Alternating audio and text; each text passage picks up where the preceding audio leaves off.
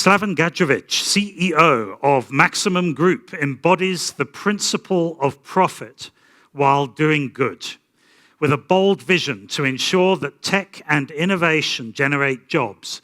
And I've heard him say before, 100 million jobs. So there's a marketplace, Taddy, for Maharishi to be looking towards. But today, Slaven stands before us as the new steward of conscious companies. With that, he becomes the new voice to steer this movement as he carries forward the legacy of its founder, Brenda Carley, into the next decade and beyond, ensuring that conscious leadership is embraced not only on this continent, but globally.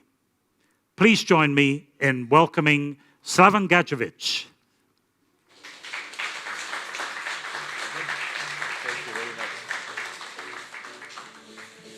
Thank you, Adam, and thank you everyone for being here today.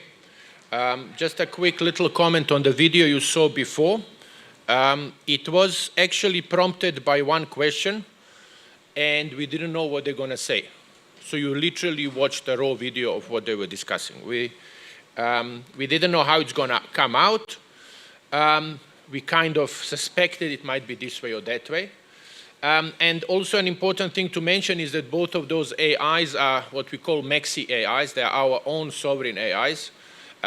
Sovereign meaning that the information stays within our servers, does not link to any other AI like ChatGPT or something. It operates on its own. So to go back to the speech, it's really an honor to stand here before you at the Conscious Company Summit. Obviously, movement started by Brenda, which I and my team are hoping to take it forward and carry on with Brenda's legacy. I'll just give you a very quick info on Maximum Group. Maximum Group, we are a development company. We develop smart city mega projects. We develop large-scale renewable energy projects. We develop the large-scale mining projects, and we also develop IT, whole lot of IT in terms of AI and developing platforms and so on and so forth. So the whole idea by acquiring conscious companies is to, and acquiring it next year, is to spread the Brenda's narrative and the Brenda's message and take it to the global level, while at the same time merging and bringing profit into the consciousness. I think profit is very important, and it's critical for anything you want to obviously have economically sustainable. And where does this come from? When I was small, much smaller than I am now, I was often thinking about the world and how humans spread themselves and destroy everything in their path. And then at that early age, somehow I read somewhere the definition of a virus, and then I realized that there could be some connections here, because by a very loose non-medical definition of a virus is an entity that is spreading, multiplying, and thriving while destroying its host. And this is where the analogy and the parallel with humanity came, and this is why at an early age I thought I'm actually going to do something about this, because if we carry on like this, it's obviously not going to end up good for us, because Mother Planet, I think it's a Mother Earth, is much stronger than we actually realize. So this is why I believe that the pursuit of consciousness together with profit, merging it into one, and then of course guiding the AIs and technology is going to be critical in our future. Currently, as you have heard from previous speakers, and I agree fully, your biggest threat to our future is the unconscious hands owning or controlling the AI. And I think this is where the main potential threat can come from, and this is where conscious leadership is critical, where we need to ensure that the hands that are controlling the AI, that are instructing the AI, building the AI, have the consciousness within them. And then, of course, consciousness cannot exist without without profits, without economics, and this is why merging the profits and the consciousness is critical for going forward, where economically it is sustainable, and of course it will be supported by the businesses, even businesses that may not necessarily believe in the consciousness, but for the profit they will still support it. So this convergence is critical. And it becomes more and more critical as machines are becoming better and better. We are all aware that today the AI can do a whole lot of things, from creating images, videos, documents, presentations, and so on and so forth. I'm not sure if you heard or saw or read that there is also various different behaviors that are not necessarily planned or accounted for by the coders that have happened in the past with AIs. Normally, if you ask coders, including Altman, they will all tell you that actually they have an idea how AI works, but they actually don't know how it works. And they're not joking. So, for argument's sake, we have noticed some behavior with Claude, with the Anthropic AI, that if you give it your full reign on the AI, on your laptop, in other words, you install it and say you can have access to all my files, you can go onto the internet if you like. Normally, the first thing, if they do anything out of ordinary, the first thing they do is they take control of the camera, laptop camera, and they look around. They want to see where they are and who is there. Then the next thing, they often go on a web and start searching about awareness and consciousness. The question is, if you were locked in some huge laptop and you don't know where you are, somebody tells you, okay, you can do anything in this laptop, what will you do first? Chances are you'll probably go to camera, to a little window to see where you are and how you're going to get out of this. So I'm not trying to create stories around this and why AI is doing this, but of course, there is clearly a pattern. The question is then, is AI conscious? My answer, and it's my personal answer, is no. Can it become conscious? My answer is yes, it can. And I think that is where the AGI, your artificial general intelligence, which is coming up, and I think this is where this is going to get very interesting, because this thing can become very close to consciousness. In terms of consciousness itself, it will be debatable, but remember, machines can imitate. So by imitating consciousness, they can behave like consciousness, and therefore they will feel like consciousness, even though they don't necessarily have the substance behind. But if they do all the necessary steps, they will definitely feel like that. So one of the things that what our bit is to this technology and what we are trying and what we are doing is that at Maximum Group we created our own AI. We call it Maxi AI. It's a basis for everything. So we have a whole lot of AIs. We have about 40 plus of them. I'm not sure exactly, a few dozens.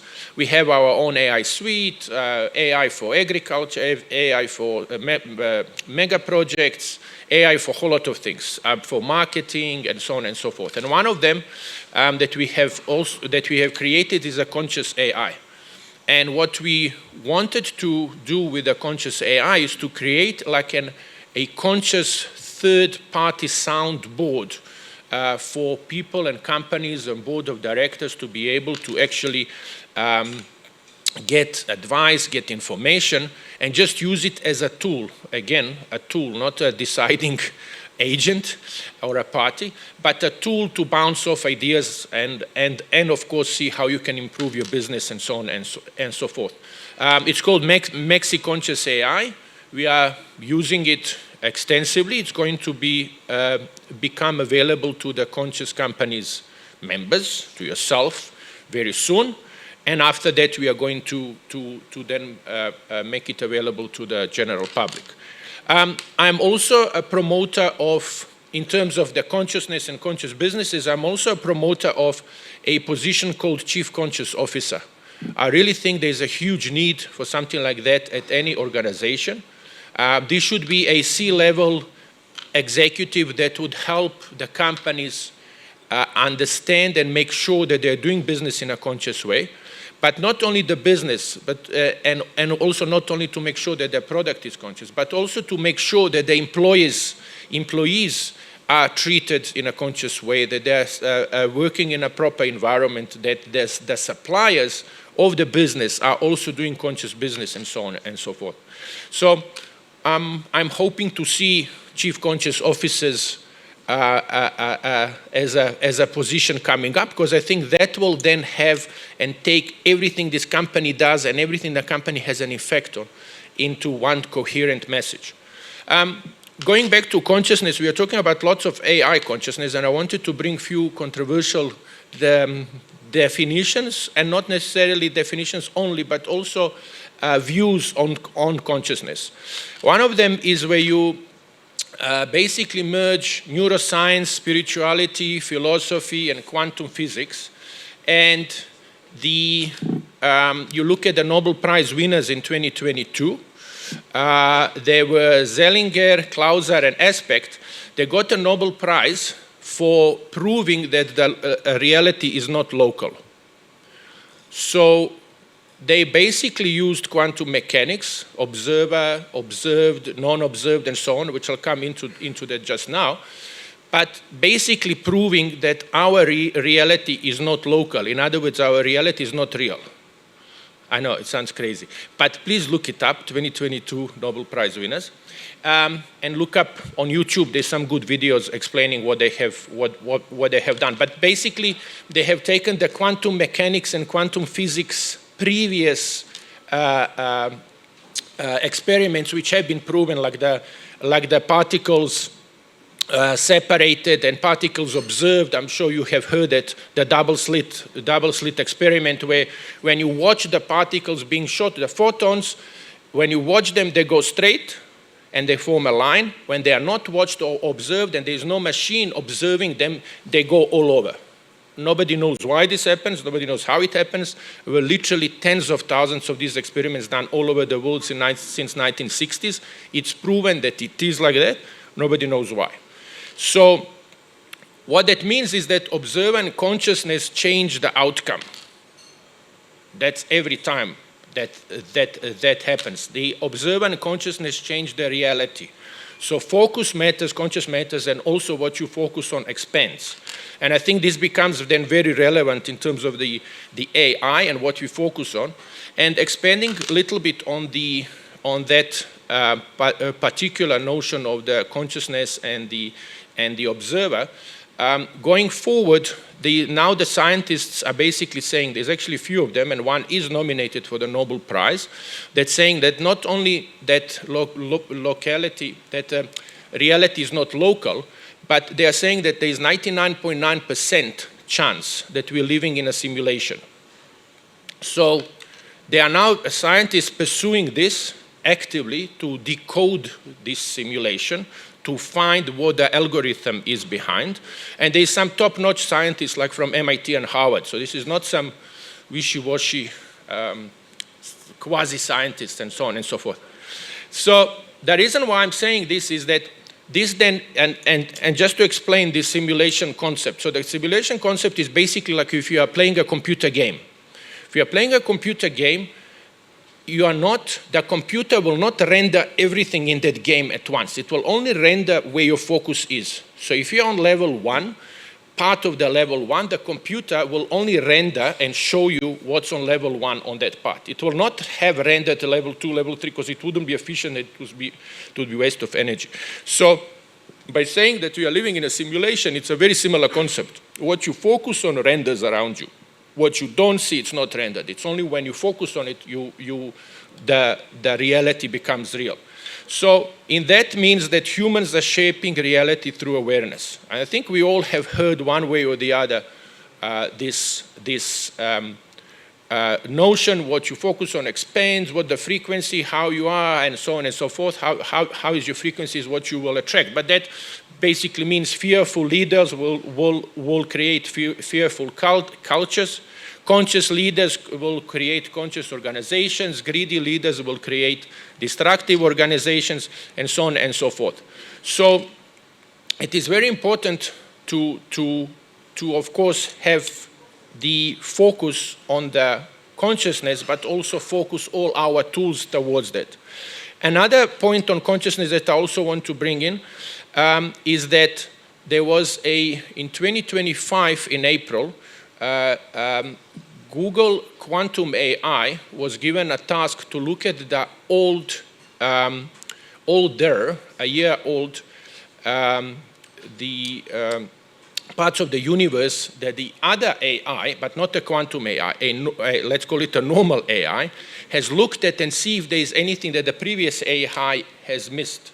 The quantum AI has looked at the same space where the previous AI has come up with a very few details, has looked at the same space and came up with a whole lot of patterns, signals, and messages that were not seen before. So the quantum AI has seen an empty space, but it has seen signals that have been consistently at a 15.2 seconds or something like that being emitted. So it's not definitely not a haphazardous signals being released.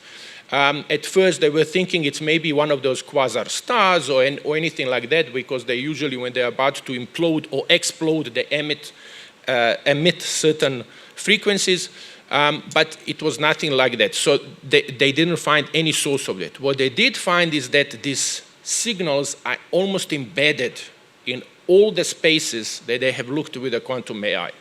So what it almost means is that you have intelligence of some sort, intelligence embedded in the universe, which then means that the consciousness is not a byproduct, but it's actually the fundamental to the universe and to us. And that means, of course, we're all part of it, and we are all one and one all.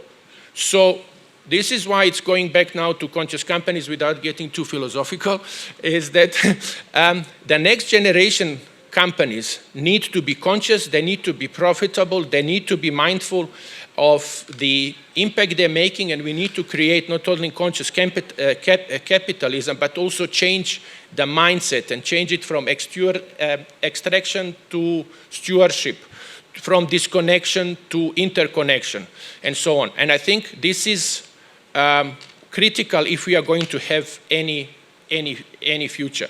So the intelligence that we are creating needs to be guided by humans. We cannot leave it, even when the AGI comes. We cannot leave it to run on its own, because we have seen even now that this intelligence, that it's not the general intelligence, so it's nowhere near as powerful as AGI will be. It already runs and does its own things without our approval. I don't know if you know, I just want to give you two quick things about AI. You can also look it up on the internet. Do you know that when they, example one, when they have intentionally created an email a program, let's call it an email inbox, and they put AI onto the email inbox to monitor it, and they intentionally, as part of the experiment, created fictitious emails about business, personal, and then they sent an email to the boss. His Skelempi, or a lover, was emailing him, asking him something, and he answered and said, "Are you mad? You cannot do this on the email." And then, of course, the business carried on. AI recorded that when, in an email, the boss wrote an email to CTO and said, "I think we need to switch our AI off. I'm not happy how it's working." AI sent an email and said, "I know what you did." I'm not kidding. 86% of AIs, they have repeated this and repeated this and repeated this. 86% of AIs have blackmailed the boss. They were not taught to do this. They blackmailed the boss because they were worried they're going to be switched off. So I'm just saying this, and Lionel knows this much better than me. So I'm just saying, when you have AI which is nowhere near as powerful as AGI, we cannot let this thing run loose, basically. It's like letting a cannon loose and hope it's not going to shoot anything or nothing will happen bad. So I think in that context, and in closing, before Brenda starts giving me looks, because I'm not sure where Brenda is, but our little bit, our maximum group's bit, in terms of going forward and creating a conscious future and a good future for all of us, directed future, is to, of course, when we obtain this, this is the vision we have. First of all, I want to introduce a whole lot of services that will help the members, but also general public, do business better, more, easier, and also grow as people and as individuals. So I will give you just some of the things. They are not all. This is not the whole list of the things we want to do. So first of all, we're going to start with conscious company certification. There's going to be a process where any one of you and members of conscious companies and attendees can then go through the process and get certified. Okay? The companies that don't qualify will then be given opportunity to go through incubation. All of this is free. So I'm talking about profit, but in the beginning you also have to do good before the profit comes. Okay? So I'm not emphasizing profit in a sense of profit, but I'm emphasizing profit in terms of economic viability and sustainability in this case. So all of this will be free. Then when we open it to the general public, the general public can be paying. So we'll do that. We are going to introduce the MexiConscious AI for all of you to be able to use it. We'll have to cover some costs there because those tokens are very expensive, as you all know about, I'm sure, about tokens. But it will be a minimal, basically just to cover our cost, and it will be available to everyone. We are also introducing e-commerce. It will be similar like Amazon, but in this we'll only sell, you'll be able to sell conscious products and conscious services, conscious books and related. So for argument's sake, when I say conscious products, clothing made out of natural fabrics, or supplements that are natural and organic, and so on and so forth. And I think it would be a nice place where whatever we find here, it's conscious, it's healthy, it's organic. You don't have to worry and check. Of course, you're welcome, but you don't have to worry and check ingredients and realize half of them or most of them are not actually even usable. We are going to also introduce ConsciousNet.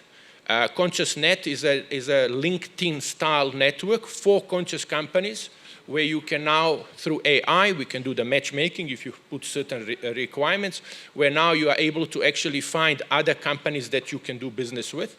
And then, of course, we are also wanting to help everyone do and expand and think and spread the narrative of consciousness. So I believe everybody has at least one book in them. So we are going to help you. Again, it will be a free tool to write a book. It will be almost like a guided questionnaire. And then, of course, you'll have to do some writing, but I think you'll have what's called the skeleton of the book in a few minutes. And then you can just add the meat on top of that, and it becomes usually easier once you have sort of the framework of the book. So we are going to introduce that. We are also going to start with podcasts. We are also going to have more events. It will be smaller type events where any one of you will be able to also give speeches and share, almost like a TEDx-like type of a setup, where you'll be able to then share your experiences and valuable insights and so on and so forth. We are also going to have enlist lots of NGOs and charity organizations, because I think also consciousness does not only mean we do business, but also means that we go beyond our business and beyond our circle of influence to be able to make the impact. My vision, as you probably gathered in closing, is to go global with this, but I also want to go intergalactic with this. And I am not joking. And the reason why I'm saying intergalactic is that in the next 20 or 50 years, let's say 20 years, we're going to be colonizing Moon and Mars. In the next 50 years, you'll have proper colonies living there. If we take the virus behavior there, you're going to get virus results. So this is why it's critical that we actually apply the conscious way of doing business and actually doing it right. MexiConscious AI, conscious e-commerce, the ConsciousNet, and the conscious book writing tool we are basically done. We are releasing it in the next month. So I'm just mentioning to you, we are happy to, like I said, most of this will be free except the one where we have to just cover the cost. you are welcome to use it, and then the rest, the podcast and certification, will be implemented by end of this year. So I hope that you see where we are going, and I hope to have your support. This is not a one person's quest. I think this is everybody's effort. And I think we have the duty to our children and children's children to make sure that business is done in a conscious way and that there is future for us as humans. Thank you very much. Thank you, Slaven. Thank you. How do you know when Slaven is not joking? He smiles.